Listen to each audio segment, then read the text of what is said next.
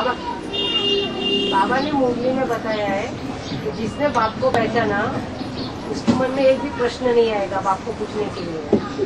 फिर दूसरी बार ऐसे भी बताया यदि बच्चों को कोई प्रश्न है तो प्रश्न पूछने चाहिए, नहीं तो मन में मूंझते रहेंगे। तो इसका मतलब क्या बाबा?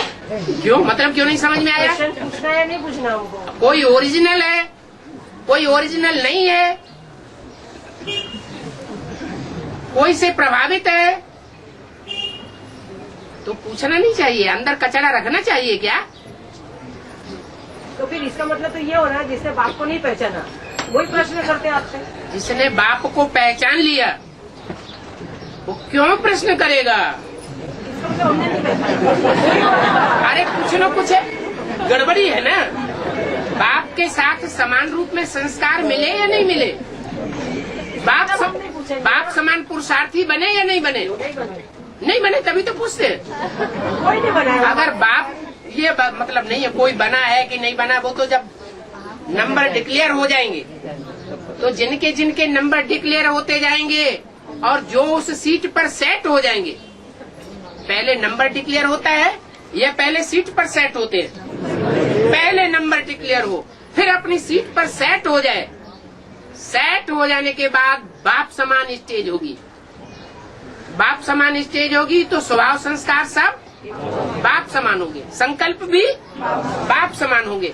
उसको कहा जाता है भक्ति मार्ग में बूंद सागर में मिल गई, समा गई, आत्मा परमात्मा में लीन हो गई।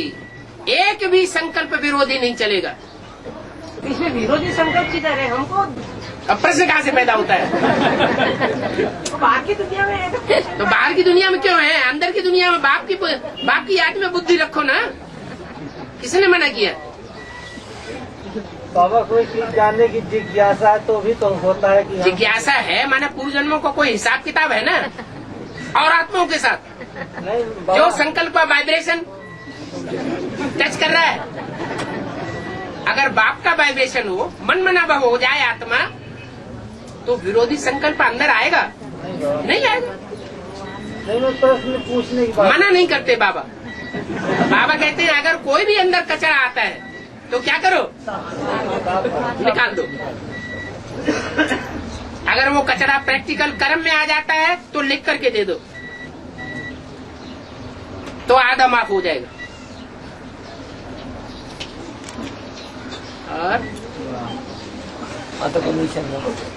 और कोई नहीं पूछेगा।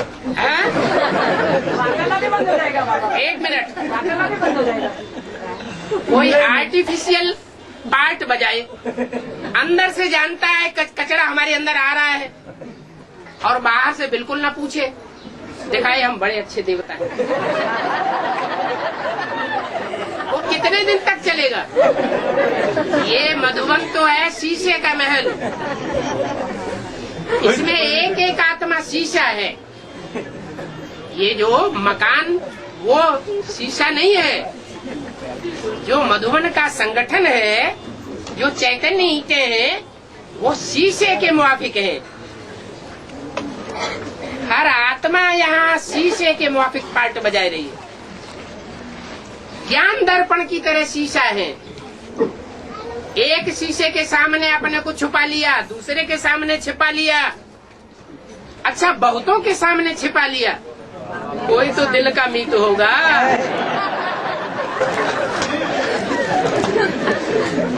होगा या नहीं होगा? होगा। तो सबके सामने छिपाई रखेंगे क्या? क्या सागर का पार्ट हो गया? सागर एक है और बाकी सब है नदियां और पोखरे। सदैव अंदर नहीं रख सकते। आज नहीं तो कल असली चेहरा बाहर आवे, नकली सूरत छुपी रहे।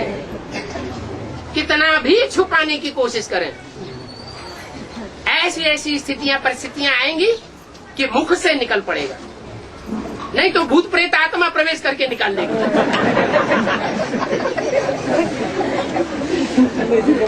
इसलिए मुरली में बोला है इस ब्राह्मण परिवार में कोई का भी कुछ भी छुपा हुआ नहीं रहेगा। क्या तो परमात्मा में मिलना तो कहाँ है? जब आत्मा ही परमात्मा में मिल जाएंगे तो कहाँ छुपे रहेंगे। तो मिल जाए ना, संकल्प एक हो जाए ना। जब मिल जाने का मतलब क्या हुआ? कोई बात नहीं। जो परमात्मा बाप का संकल्प सो बच्चे का संकल्प, फिर विरोधाभास कहाँ से आएगा? विपरीत संकल्प प्रश्न कहाँ से पैदा होगा? और तो छुपाने की बात नहीं है। अगर छुपाने की बात होती, छुपाने से काम चल जाए, तो बाबा क्यों कहते हैं कि प्रश्न अंदर आता है तो जरूर पूछो। कल क्लियर क्यों हो, आज ही क्लियर कर लो।